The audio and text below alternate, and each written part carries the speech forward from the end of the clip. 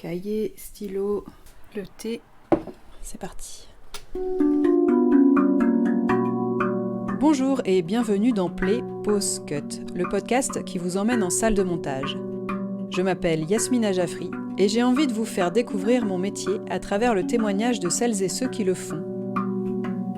Je suis goutte à bouteuse, hacheuse, ciseleuse, accoucheuse, dentelière. C'est génial, on raconte une histoire, on fait le rythme, on choisit les musiques. T'as un peu une mémoire ambulante, t'as rangé toutes tes images dans des petits tiroirs et après tu fais des connexions. T'es obligé de trouver des astuces et moi j'adore ça. C'est mettre nos compétences et notre technique au service de quelqu'un qui a une vision. Un film, c'est plus forcément des raccords, mais c'est aussi un sentiment. C'est un curieux mélange de se mettre en danger tout en gardant une place pour s'émerveiller. C'est vraiment de l'ordre du ressenti et de l'émotion. On marche forcément à l'intuition, parce qu'on marche à la sensibilité. C'est ce qui rend notre métier excitant, c'est que du coup c'est jamais les mêmes choses, jamais les mêmes sujets, et on s'enrichit tous les jours. Play, pause, cut. Hello. Hello. Comment ça va? Ça va et toi-même? Ça va. Fais des bisous, on fait pas des bisous. Comme tu veux. Je vais peut-être T'as un aller chercher truc à autre finir fauteuil. peut-être, non? Finir juste ce petit plateau vite fait, j'en ai pas pour longtemps. Dans cet épisode, enregistré dans une grosse boîte de post-production à Boulogne-Billancourt, il va être question d'une émission historique du petit écran. Bienvenue à tous les amis dans la carte au trésor. Je connais bien le monteur que je rejoins puisque nous avons fait nos études ensemble il y a 20 ans de cela. Mais nous avons eu un parcours très différent après le BTS audiovisuel. Il a notamment travaillé sur de nombreuses émissions de divertissement, comme La Carte au Trésor donc, mais aussi The Island ou Celebrity Hunted. On a parlé du bonheur de travailler en groupe sur ces émissions, des enjeux éditoriaux qui peuvent considérablement allonger les temps de montage, ou encore du plaisir de créer entre amis. Bienvenue dans la salle de Pierre-Alexandre Ballois. Au revoir, ça va, j'ai compris. À bientôt, messieurs. À bientôt, merci. Très bien, il est super ce plateau. Je fais juste la radio. Ils font plein de prises pour les plateaux, mais du coup, ça demande pas mal de tricotage parce qu'ils sont pas tous bons de A à Z. Donc, il vaut mieux se faire une petite radio propre, rigolote et pleine d'humeur avant de commencer à la monter, quoi. C'est tourné à plusieurs caméras, non? Sur les plateaux, il y a deux... Enfin, sur ces genres de plateaux, il y a 2 cams. Sur les autres plateaux, là, il y en a 4. Mais des 2x4, en fait. Ils font d'abord des larges, et puis après, ils refont la même chose en serré. Et donc, ça fait comme s'il y en avait 8 caméras. Donc, il y en a que 4 sur les plateaux. Ah, c'est déjà pas mal, hein? C'est déjà bien. Gros budget, quand même. Ouais, grave. Voilà, moi, je vais m'arrêter là pour aujourd'hui. Faire une petite sauvegarde. Fin de journée. Sur ta porte, j'ai vu en rentrant qu'il y avait une petite affiche à ton nom. Oui, on a une chargée de post-prod qui nous fait des belles petites affichettes avec le nom de l'émission, le nom du monteur et un petit... comme c'est une émission avec des hélicoptères, elle nous a mis une petite photo de nous dans un hélico. Trop marrant. Et je vois que tu as un super mug avec Cyril Ferraud dans un petit cœur digne des salons... je sais même pas comment le décrire. On mettrait un portrait de chat plutôt à l'intérieur. Non, mais c'est très rococo, quoi. C'est mignon. Un peu kitsch, voilà, mais de l'autre côté, regarde, il y a le logo de la carte trésor. Ah oui. Oui. Ça dépend de quel côté tu le regardes. Bon, on est quand même sur du goodies de qualité. Mais oui, mais parce que voilà, on n'a plus de goodies aujourd'hui sur les programmes, alors qu'il y a 18 ans, quand on a commencé. À l'époque, on avait des goodies, mais des goodies balèzes, quoi. J'ai plein de t-shirts de la carte au trésor, j'ai une polaire de la carte au trésor, j'ai des porte-clés de la carte au trésor, j'ai des autocollants de la carte au trésor. À l'époque, il y avait des goodies, mais sur plein d'autres programmes. Et donc là, sur la carte au trésor, quand ça a redémarré il y a 3 ans ou 4 ans maintenant, on a réclamé des goodies. Et l'année dernière, c'est la chargée de post-prod avec, je crois, la rédactrice en chef aussi, qui sur leur propre denier nous ont fait des mugs qui sont collector, parce qu'on en a chacun un personnifié. Ah ouais. Enfin, personnifié, c'est-à-dire on n'a pas tous la même photo de Cyril dessus. Ah. Et effectivement, elles ont mis un point d'honneur à le mettre dans un bel encadrement un peu kitschouille. Mais Cyril les a vus et les a validés. Hein. Je n'en doute absolument pas. C'est l'instant Fayot. Cyril est pour le coup un animateur plutôt sympathique. Il pense aux équipes et il était très content de voir nos baumes. Et vous êtes combien à travailler là sur ce programme ? On est 5 monteurs là pour l'instant, puisqu'il y a deux émissions qui se montent en même temps. Et donc par émission, tu as un monteur par énigme. Il y a 4 énigmes. Le monteur de la première énigme, c'est le réal post-production de l'émission. Donc il est à la fois monteur et réal. Et comme il y a 2 émissions, du coup ça fait 2 réals. Et du coup, les émissions, elles durent 2 heures à peu près, non ? Ouais. Un truc comme ça ? Ouais. Donc vous êtes en charge d'à peu près une demi-heure chacun ou... Ouais, c'est ça. Ouais. En moyenne, c'est à peu près ça. D'accord. Et t'as combien de temps pour les monter ? On a 6 jours. En fait, pour le monteur, il y a 6 jours. On essaye de faire l'édito à peu près en 3 jours. Ça nous laisse 2 jours pour le monter, le mettre en forme. Au bout du 3e jour, on essaye de le faire valider l'édito par justement notre rédac chef. Et normalement, le 6e jour, il est consacré justement à faire les modifs du réal. D'accord. Pour envoyer en visio, qui se fait même plus sur place. Là, on l'envoie par export à Cyril, l'animateur, et au producteur de l'émission. Mm-hmm. Ils regardent chacun de leur côté, nous envoient leurs modifs, et là c'est le réal qui a là quelques jours en plus pour peaufiner, lisser, complètement assembler l'épisode. Mais après, comme on est là 2 semaines et demie ou 3 semaines, tous là, qu'on se connaît bien, etc., si à un moment donné il y a du débat, soit on se fait aider, soit on récupérera le jour perdu sur l'énigme suivante. Enfin, on peut quand même être un peu, vous vous arrangez un peu souple. Ouais. Ouais. Parce que vous vous connaissez tous depuis longtemps, non ? C'est une équipe qui fonctionne depuis longtemps ? Ouais, pour le noyau, il y en a que je connais depuis très très très très longtemps. La carte au trésor, ça a été une grosse étape de ma carrière de monteur. Au bout de ma première année de vie professionnelle d'assistant monteur, j'ai été assistant monteur sur cette émission tout de suite. À l'époque, c'était vraiment une émission estivale. Je l'ai fait 4 ans de suite, à des postes différents, chargé de post-prod. Et la dernière année, monteur, parce que j'avais dit c'est sympa de faire les plannings, les sorties, les machins, mais en fait, ce temps-là m'avait permis de mater les autres monteurs. Je bossais la nuit souvent, donc je venais un peu plus tôt le soir. Je regardais monter les monteurs, je prenais un peu des tips, des petits trucs et astuces, etc. Et c'est un bon message d'espoir. On peut quand même rester fidèle à un programme, et le programme peut rester fidèle à un monteur sur des années, même quand il y a un gros trou au milieu. Et là d'ailleurs, pour quelques monteurs, notamment les deux réalisateurs post-prod, je les avais déjà rencontrés il y a 18 ans, 17 ans, 16 ans, quand ils étaient eux-mêmes monteurs avec un réalisateur dans leur salle. Et j'étais leur assistant monteur à l'époque, et je les ai retrouvés là. Moi je suis monteur et j'ai pris leur place et ils ont pris la place du dessus, entre guillemets. donc c'est plutôt cool. Et la personne qui m'a amené sur cette nouvelle version, sur la version Cyril Ferraud de la carte au trésor, est la même personne qui m'avait embauché pour la première fois sur la carte au trésor il y a 17 ans. T'aimes bien, toi, ces ambiances d'équipe et tout, t'aimes bien suivre les gens, non ? J'avoue que c'est un des gros critères de sélection du projet. Ouais. Parce que de base, c'est quand même un truc solitaire, le montage, donc c'est marrant que t'aies ce truc de troupe, de recréer vraiment une...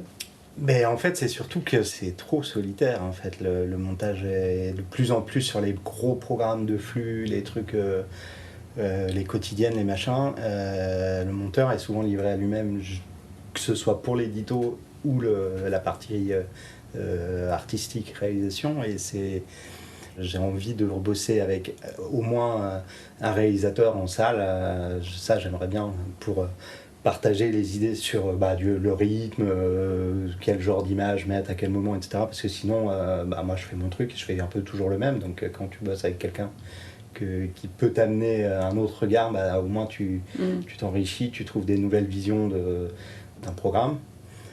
Pareil pour l'édito, mais l'édito, ça te permet aussi, quand tu bosses avec quelqu'un, avec toi, ça te permet d'être sûr de faire les bons choix, de pouvoir partager, etc. Donc oui, moi je trouve qu'on est beaucoup trop seul en salle de montage. Et puis comme c'est quand même un métier où c'est un peu comme à l'école, quoi. Tu fais ton truc, tu le présentes et on te donne une note derrière, on te dit à refaire, bien mais peut mieux faire, ou ok, très bien. Au moins, quand tu bosses avec des gens qui te connaissent et que tu connais, bah, t'as pas ce stress-là de dire ils vont penser que je suis nul. Non, ils savent comment je bosse, j'ai déjà fait mes preuves avec eux. Et à l'inverse, je sais comment ils bossent, je sais ce qu'ils attendent. Et on se comprend assez vite.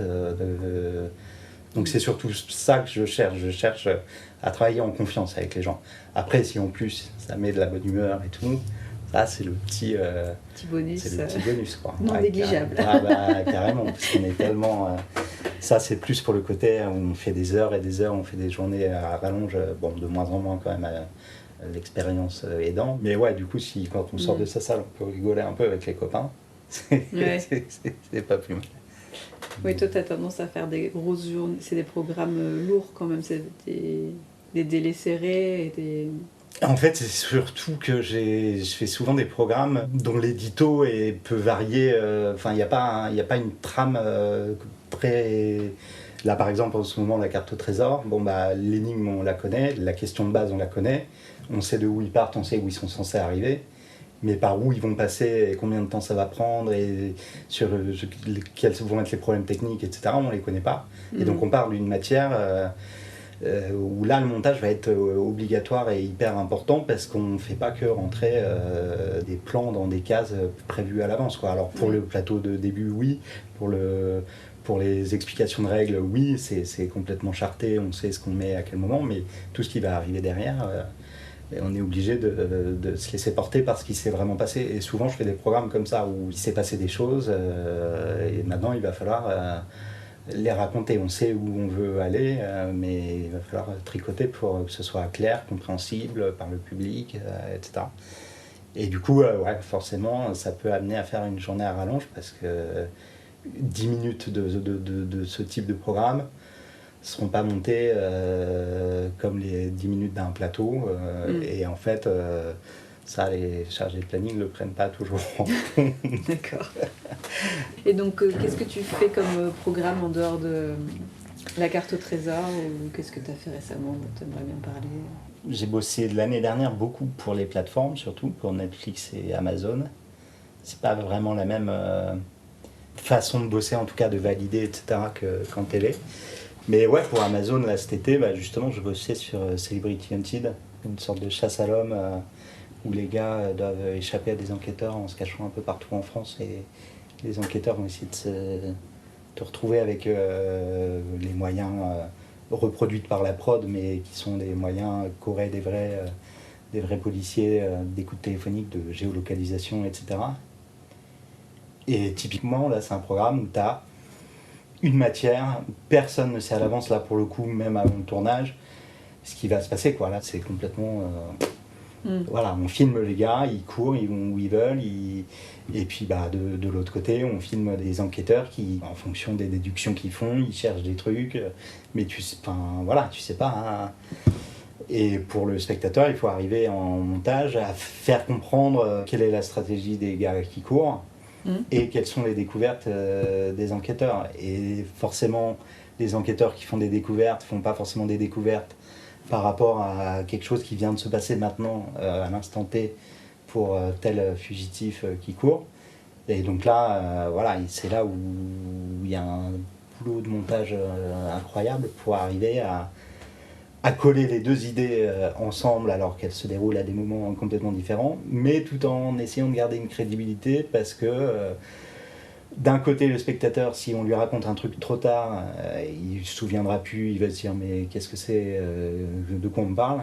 Et si tu le colles trop tôt, à l'inverse, il n'est pas content, il se dit oh c'est truqué, c'est monté, parce que comme par hasard, les enquêteurs, ils découvrent telle chose juste après que les mecs l'ont fait. Et du coup, tu dois rejouer les montées de tension, enfin j'imagine que tu dois vachement jouer sur La narration, le suspense, Ah ouais, ça c'est la deuxième phase du travail. Là, c'est en montage artistique pour le coup, où là, effectivement, tu fais monter la tension par un grand renfort de musique, de zoom, des zooms, d'accélération dans le rythme du montage aussi, ou au contraire, de pause dans le rythme, d'ambiance sonore, etc.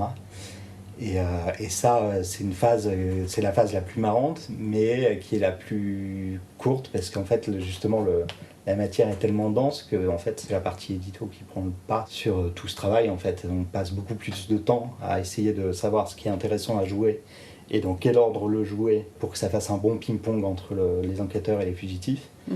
Mais derrière, il faut aussi se rappeler qu'il y a au début de jeu 4 binômes différents de fugitifs, donc il y a 4 histoires qui se déroulent, donc il faut trouver le ping-pong entre ces 4 histoires-là aussi, à l'intérieur desquelles du coup il y aura le ping-pong entre les fugitifs et les enquêteurs.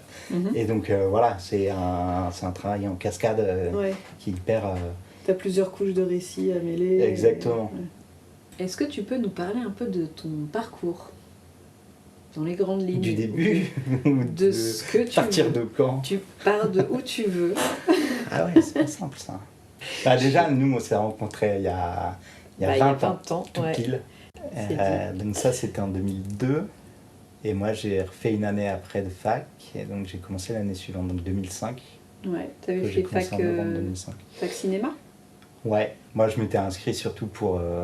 parce que justement j'avais pas de taf non plus, parce qu'en sortant du BTS on pourrait travailler. Oui. Mais d'un côté je me disais que ça pouvait amener à une petite culture en plus qu'on n'avait pas forcément énormément non plus en BTS. Ouais. Moi je me sentais pas d'envoyer des CV pour dire je suis monteur, salut je sais monter, faites-moi monter des trucs. Je voulais faire plus de stages et je me disais que la fac pouvait te filer des conventions. Et moi je conseille ça d'ailleurs quand il y a des monteurs qui sortent d'école ou qui savent pas trop quoi faire. Je trouve que la fac c'est bien parce que ça te permet, même si tu y vas pas, si t'as pas envie d'y aller, c'est pas grave, tu peux toujours au moins avoir une convention et aller du coup bosser, mais sans avoir la responsabilité de attends, tu t'es vendu comme monteur mais en fait tu sais rien faire. Là au moins si t'es stagiaire, on va pas t'en vouloir, on va te faire des trucs par contre, parce que le stagiaire est quand même utile. Puis maintenant il est bien exploité. Ouais. Surexploité. Il est payé quoi. À l'époque on n'était pas forcément payé par contre. Ouais. Aujourd'hui il est obligatoirement payé. Mais oui, il fait souvent du boulot de monteur ou de script ou mais ouais, un boulot qui n'est pas forcément un boulot de stagiaire. Mais bon, en général, s'il a une bonne convention, etc., il va faire des horaires normaux, il va pouvoir manipuler des machines, ce qui est quand même bien au quotidien, et puis croiser des gens quoi, qui vont pouvoir lui faire un début de réseau, ce qui est quand même pas mal. Du coup, moi j'avais été à la fac pour ça. Je faisais surtout les cours de l'après-midi déjà à l'époque. et puis j'avais pris un boulot étudiant à côté qui n'avait rien à voir quand même, pour commencer à avoir un pied dans le monde du travail. Et c'est par là que j'ai croisé un gars qui m'a dit « Ah mais tu fais du montage et tout moi je connais un mec qui tient des studios à Boulogne, écris-lui de ma part. » Une fois que j'avais ma licence en poche, je me suis pas réinscrit à la fac. Et là je me suis dit je vais chercher vraiment du taf. Mais en attendant d'avoir des vrais contacts et des vrais contrats, j'étais retourné dans mon job étudiant. Et c'est là faut bien manger. Hein. Bah ouais. Et c'est là que le collègue m'a dit c'est con, tu vas pas passer ta vie dans notre ici. C'était de la préparation de commandes pour un magasin Drive quoi. Et il me dit non, mon pote à Boulogne il va te faire bosser. Et effectivement, il m'a appelé en me disant t'es libre la semaine prochaine, tu peux venir bosser la semaine prochaine? Ah bah non, par contre du coup là je viens de signer un contrat la semaine dernière, donc j'ai au moins un mois de préavis, voilà, donc là ça va être compliqué. Ouais non mais si, de toute façon je les connais, tes patrons aussi, si vas-y viens. Et du coup je me suis retrouvé à venir faire une semaine que je pensais être une semaine d'essai. Et à la fin de la semaine, il me dit bon tu reviens la semaine prochaine, de toute façon là tu fais l'année. Ah bah non, là ça va être compliqué, la semaine prochaine il faut au moins que j'honore une dernière semaine de taf de l'autre côté. Donc je suis retourné dans le Nord, j'ai refait ma semaine, ils m'ont gentiment antidaté mon préavis, etc. Et du coup j'étais complètement dispo pour venir bosser à Boulogne. où là j'ai fait au départ surtout de l'assistanat, brancher des scopes, faire des digits, des sorties, des machins. J'ai commencé à faire un petit réseau et je suis resté 3 ans dans ces studios-là au sein de ces studios, ils m'ont petit à petit fait faire des petits assemblages d'émissions de plateau où il n'y avait pas beaucoup de nettoyage à faire, puis des petits sujets pour cette même émission, puis une plus grosse émission de plateau qui là était très costaud, où j'étais un peu stressé, et je l'ai fait. Je me suis retrouvé avec un réalisateur qui s'appelle Didier Fraisse. C'est un des gros entre guillemets réalisateurs de Paris. Donc ça m'impressionnait pas mal, parce que moi je le connaissais déjà de nom et de réputation. Et donc je lui ai dit dès le départ, il me dit ça va le faire. Je dis surtout que je remplaçais son monteur un peu attitré, avec qui il bosse encore aujourd'hui. Heureusement ce monteur me connaissait, donc il m'avait un peu vendu auprès de Didier, en disant ouais, ça va le faire. Donc Didier me dit ça va le faire. J'ai dit j'ai monté 2-3 trucs, mais du plateau comme ça, c'était un talk show. Je dis ça, j'ai jamais fait un talk show comme ça avec plusieurs intervenants, et surtout en deuxième partie de soirée pour France 2, donc un truc assez gros. Et je lui dis, moi je sais faire un point in, un point out, j'ai la technique, quoi. Je connais le logiciel, je peux assembler je peux faire des coupes, voilà, mais après savoir à quel moment on est sur un plan de grue, un plan de junior, un gros plan, à quel rythme en plus on commute, j'en sais rien. Et c'est là où lui, en tant que réalisateur, me dit non mais ça t'inquiète pas, ça c'est mon job à moi, donc si toi tu sais toucher les boutons, ça va le faire du coup. Bon ok. Et du coup il était effectivement en salle de montage avec moi, et moi c'est ça que je recherche aujourd'hui, parce que depuis ça j'ai perdu ce contact là vraiment avec un réal qui fait son job de réal, qui sait. Et là, pour le coup, lui s'était poussé à l'extrême. On pouvait revoir 5 fois, 6 fois, 10 fois les 5 premières minutes d'une émission qui fait 2 heures. Le temps d'aller bouffer, on revient. Il me faisait rejouer les 5 premières minutes en me disant attends, là, est-ce que la grue est pas mieux que le junior? Est-ce que le plan large fixe est pas mieux que machin? Et on pouvait rechanger à chaque fois qu'on le revoyait, on rechangeait. Lui, ce qui lui importait, c'était que les 5 premières minutes soient nickel. Ouais. Et puis après, il me laissait un peu faire. Petit à petit, il venait de moins en moins en salle de montage, il me laissait faire, il avait compris que j'avais compris la ce qu'il mécanique. voulait, et que j'avais compris son rythme, etc. Et puis ensuite, lui m'a fait bosser ailleurs sur d'autres trucs. Et voilà, mais ça du coup, c'était les tout débuts de montage. Quand j'ai décidé de quitter ces studios qui étaient quand même confortables, où j'étais, même si ça se dit pas, j'étais permittent. Voilà. Intermittent à l'année. Intermittent à l'année. Il y a quand même un moment donné où je me suis dit, il faut quand même que j'aille essayer d'être intermittent, vraiment au sens propre du terme, changer de projet régulièrement, etc. Et c'est ce réalisateur-là et quelqu'un d'autre que j'avais rencontré qui à deux séparément ont donné mon nom à la même boîte de prod.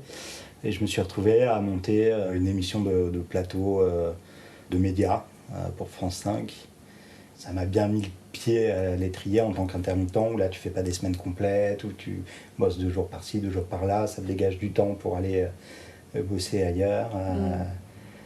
Et à partir de là, j'ai commencé à rencontrer des gens qui m'ont fait bosser sur plein de choses différentes, mais dans cette aventure-là, j'ai emmené un pote que j'avais rencontré dans mes premiers studios. Et on est devenu un peu un binôme de monteurs. Et donc lui, quand il a eu des plans ailleurs, il m'a emmené bosser ailleurs, sur des émissions, sur une émission qui était un tournant pour moi, qui était 4 mariages pour une lune de miel. Magnifique émission. Est-ce qu'on peut dire que c'est un peu de la télé-réalité, ou c'est pas tout à fait ça quand même? Moi j'assimile pas ça de la télé-réalité. Pour moi, le terme télé-réalité, quand on dit télé-réalité, on pense immédiatement aux émissions d'enfermement. Ouais, le loft, etc. Ouais. Mais bon, c'est né après ça, non? 4 mariages. Ouais, c'est né carrément après ça. Mais pour moi j'appelle pas ça télé-réalité. T'appelles ça comment alors que c'est du divertissement, fin de journée, quoi. Donc, 4 mariages et une lune de miel, c'est ça? Donc, pour une lune de miel, ouais. Pour une lune de miel, c'est un programme de TF1, non? C'est ça? Programme de TF1 quotidien. Quotidien, ah oui. Ouais, quotidienne. Et c'est pour ça que c'était un tournant pour moi, parce que j'y suis resté longtemps. Je faisais quasiment toutes les sessions, et quasiment en entier. Et du coup, là-bas, j'ai croisé énormément de monde, que ce soit des monteurs, des rédacteurs chefs, des producteurs. Et en fait, c'est ce qui constitue pour la plupart mon noyau d'aujourd'hui, quoi. C'est quasiment tous les gens que j'ai rencontrés là, qui me font bosser encore aujourd'hui, mais dans des univers complètement différents. Ils ont été faire chacun des choses assez différentes et ils m'ont gardé dans leur carnet. C'est pour ça que je dis que c'est un tournant vraiment moi, dans ma carrière, pour dire un grand mot. C'est qu'effectivement, pour moi, ça a été le tremplin. En fait, il y a eu plusieurs étapes, quoi. Il y a eu le premier gars qui m'a pris dans ses studios. Il y a eu la rencontre avec le réalisateur Didier Fraisse qui m'a fait prendre confiance en moi et où je me suis dit je peux monter des gros trucs. Et puis ensuite, le fait qu'il m'emmène sur une émission autre, ça a été la première fois que je pouvais suivre quelqu'un sur un nouveau programme. Et là, à partir de 4 mariages, l'éventail s'est fait vraiment à partir de là. Donc, et donc depuis, là, j'ai fait pas mal de choses très différentes, du plateau, du divertissement, du talk show, du doc, du magazine, de la captation de spectacles.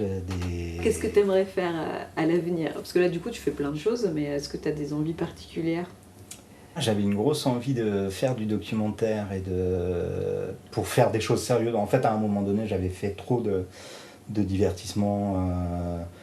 Ou parfois sur des divertissements, on se fout un peu aussi du fond en fait, de ce que ça raconte vraiment. On veut juste que ça envoie un peu de paillettes, machin. Et j'avais envie de refaire des choses où il y avait un petit peu de fond, quoi. Et surtout, j'avais envie de bosser avec un réalisateur. C'est ce que je disais, moi j'ai envie à un moment donné de ne pas être livré à moi-même complètement, enfin pas tout le temps, et de pouvoir justement suivre, me mettre au service de la vision d'un réalisateur, d'un producteur. Moi je considère le montage comme ça à la base. C'est mettre nos compétences et notre technique au service de quelqu'un qui a une vision et essayer de l'amener au plus près de sa vision. Mais non, là, ouais, j'ai eu la chance de faire un doc l'année dernière, vraiment dans les meilleures conditions. Alors pas forcément salariales, hein, on s'en fout, c'est pas le propre. Pour moi, c'est pas le propos de notre métier. Notre métier, pour moi, en tout cas ma vision à moi, c'est de faire des choses qu'on aime, avoir envie de se lever le matin pour aller le faire, même si on fait des heures, pas avoir l'impression de les subir ces heures, etc. Et après, oui, si ça paye, tant mieux. Si ça paye pas, c'est pas grave, on fera d'autres trucs à un moment donné qui payent, qu'on n'a pas envie de faire, mais qui nous permettront de se faire un tapis, qui ensuite, si on fait des projets moins bien payés, mais qui sont intéressants, c'est cool. Et c'est le cas avec ce doc, où effectivement, on était parti à la base, même sans budget du tout. J'avais dit que je le ferais quand même. Et en cours de route, on a eu un budget, donc tant mieux. Et je me suis retrouvé à faire alors là, vraiment, pour le coup, tout ce que j'aime, avec un réalisateur qui est parti filmer pendant une année. Il a suivi une personne qui se présentait à des élections municipales dans un petit bled en Auvergne. Lui, il l'a filmé en se disant, tiens, il y a peut-être un potentiel, c'est une nana qui se présente face à un mec qui est poursuivi pour harcèlement et qui veut pas quitter son poste de maire, et elle va essayer de... Donc ça amène plein de sujets différents, le fait d'une femme qui se place face à un homme, le sujet du harcèlement derrière, le sujet de la politique, comment ça se fait, comment ça se fabrique, etc. En partant de cette femme qui est juste une militante, qui est mère célibataire ou presque, et qui a quand même un métier à côté autre que la politique, essayer de voir comment elle peut devenir un vrai personnage politique à l'échelle, en tout cas locale. Et donc il l'a filmé pendant une année complète de période électorale, avec aussi ses propres moyens à la base, son budget, donc avec sa petite caméra, un peu du son pas toujours bon, il a changé de caméra plusieurs fois, donc t'as des qualités un peu différentes. Parfois il pouvait prendre un copain pour assister, avoir 2 cams, mais pas toujours. Et donc voilà, il est revenu au bout d'un an avec une matière folle.